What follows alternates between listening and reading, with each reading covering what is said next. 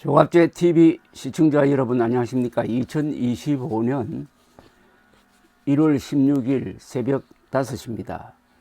어제 있었던 현직 대통령 윤석열 체포는 대한민국의 법이 살아있다는 것을 보여주었습니다. 어제는 그런 면에서 대한민국 민주주의 발전사의 획기적인 날이기도 했습니다. 저 이 주장을 뒷받침하는 글을 하나 소개해 드리겠습니다. 어제 윤석열 대통령이 써서 공개한, 페이스북에 공개한 국민께 드리는 글을 읽으면은 나는 미쳤다는 고백이고, 나는 부정선거 음모론에 취하여 국헌 문란의 폭동을 지시했다는 자백임을 알게 됩니다. 소름 끼치면서도 헛웃음을 자아내는 부정선거 주장 부분을 제가 집중적으로 분석해서 비판을 하겠습니다. 그는 이렇게 썼습니다. 어떤 정치 세력이라도 유권자의 눈치를 보게 되어 있어 무도한 폐악을 계속하긴 어렵지만은 선거 조작으로 언제든 국회 의석을 계획한 대로 차지할 수 있다든가 행정권을 접수할 수 있다고 자신한다면 못할 일이 뭐가 있겠습니까? 우리나라 선거에서 부정선거의 증거는 너무나 많습니다. 이게 바로 미쳤다는 증거고, 윤석열 씨는 사실은 감옥보다 병원에 먼저 가야 된다는 저의 과거 주장이 옳았다는 것을 증명합니다. 윤 대통령은 현재의 국회를 지난 4월의 부정선거로 당선된 의원들이 점거한 불법기관 정도로 생각하고 있다는 고백입니다. 지난 총선이 부정선거였다는 증거는 하나도 없는데도 너무나 많다고 생각하는 이들은 음모론자들 중에서도 소수인데, 대한민국 대통령이 이런 망상에 사로잡혀가지고 비상계엄령을 폈다는 이야기입니다. 이 글은 그러니 헌법재판소에 나를 파면하라고 호소하는 꼴이고, 탄핵 심리에서 결정적으로 불리하게 작용할 것이고, 형사재판에서도 마찬가지입니다. 그는 또 이렇게 썼습니다. 이를 가능하게 하는 선관위의 엉터리 시스템도 다 드러났습니다.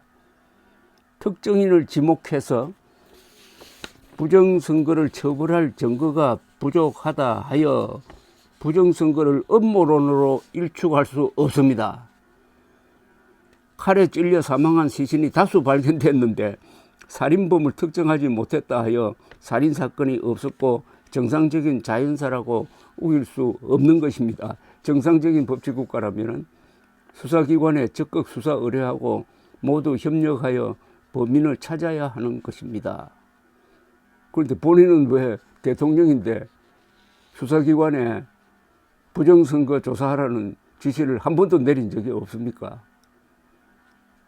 정상인들이 음모론자들을 공박할 때 하는 비아냥이 있습니다. 그러지 말고 누가 했는지 제발 한 사람이라도 찍어보라는 데 대한 변명입니다. 윤 대통령의 화법에서 공통적으로 발견되는 것은 극단적인 과장입니다. 과장이 지나치면 거짓말이 되는 경우입니다. 한국 선관위의 실적은 1963년에 업무를 개시한 이후 한 번도 조직적 부정선거에 연루된 적이 없어가지고 국제사회에서 한국 선거의 공정성이 공인되고 있는 것으로 증명이 됩니다. 이코노미스트 등 외국의 조사기관이 한국의 민주주의를 서유럽 정도의 선진국 수준으로 분류하는 이유도 공정한 선거관리에 대한 신뢰 덕분입니다. 그러한 금자탑에 윤석열은 엉터리 시스템이라고 침을 뱉었습니다. 한국은행장이 기자들 앞에서 한국 금융기관이 발표하는 통계는 다 엉터리다고 선언해가지고 경제 위기를 일으키는 식의 자해입니다. 칼에 찔려 사망한 시신이라는 괴기한 비유는 그의 망상이 주술적 집착의 경지에 이르렀음을 보여주는데, 아마도 부정선거로 당선된 국회의원을 상징하는 듯합니다. 그런 의원들이 많이 있다는 뜻인데 이 전제부터 틀렸습니다.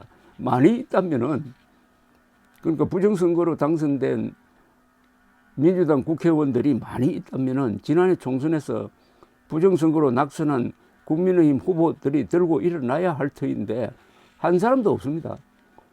부정선거 음모론의 가장 큰 논리적 약점은 부정선거 피해자라는 국민의힘 낙선자들 중 민경욱 한 사람만 빼고는 다 조용히 있다는 현상입니다.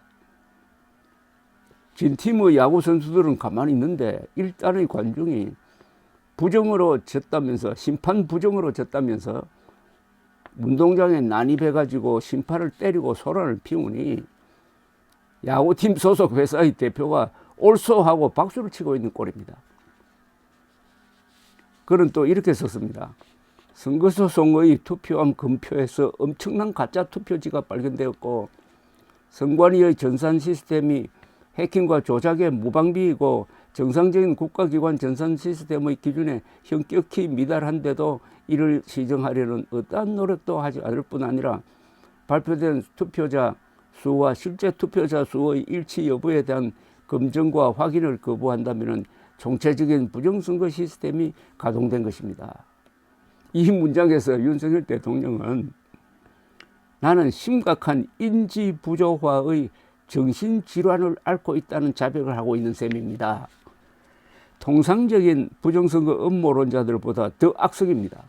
음모론자들도 가짜 투표지의 가능성 정도를 이야기하지 윤석열처럼 사실이라고 단정하지는 않습니다. 여기서 윤 대통령은 수많은 거짓말을 사실로 지금 단정하고 있습니다. 이게 끔찍하죠. 그럴 수도 있다가 아니라 사실이라는 겁니다. 거짓이 사실이라고 강변하고 있습니다. 이 대목에 이르면은 윤 대통령이 국군 통수권자로서 계속 재직하여 안보 관련 상황을 이렇게 오판했더라면은 전쟁도 일으킬 수 있었을 것이라고 전율하게 됩니다. 여러 차례의 재판 과정을 통하여 가짜 투표지는 단 한 장도 확인된 적이 없으며 선관위의 전산 시스템은 해킹에 안전하고 국정원 점검팀이 뚫을 수 없을 정도로, 그리고 발표된 투표자 수와 실제 투표자 수가 다른 경우는 한 번도 없었습니다. 선관위가 음모론자 말고 법원의 정당한 재검표 요구를 한 번이라도 거부한 적이 있습니까? 대통령이 세계 최고 수준의 자기 나라 선관위를 총체적인 부정선거 시스템이라고 매도한다면 미쳤다고밖에 표현할 길이 없는 겁니다. 그는 또 이렇게 썼습니다. 이는 국민의 주권을 도둑질하는 행위이고 자유민주주의를 붕괴시키는 행위입니다. 자유민주주의와 법치주의를 지향하는 정상적인 국가라면 선거소송에서 이를 발견한 대법관과 선관위가 수사 의뢰하고 수사에 적극 협력하여 이런 불법 선거 행위가 일어났는지 철저히 확인해야 하는 것입니다. 그럼에도 이를 은폐하였습니다. 살해당한 시신은 많이 발견되었는데 피해자 가족에게 누가 범인인지 입증 자료를 찾아 고소하여 처벌이 확정되지 않는 한 살인사건을 운운하는 것을 음모론이라고 공격한다면 이게 국가입니까? 윤 대통령의 망상은 한 걸음 더 나가서 선관위를 표도둑질하는 반체제 세력으로 공격하고 있습니다. 이런 끔찍한 오판이 그로 하여금 개흥분을 시켜가지고 선관위를 습격, 서버 탈취를 기도하도록 만들었다는 자백입니다.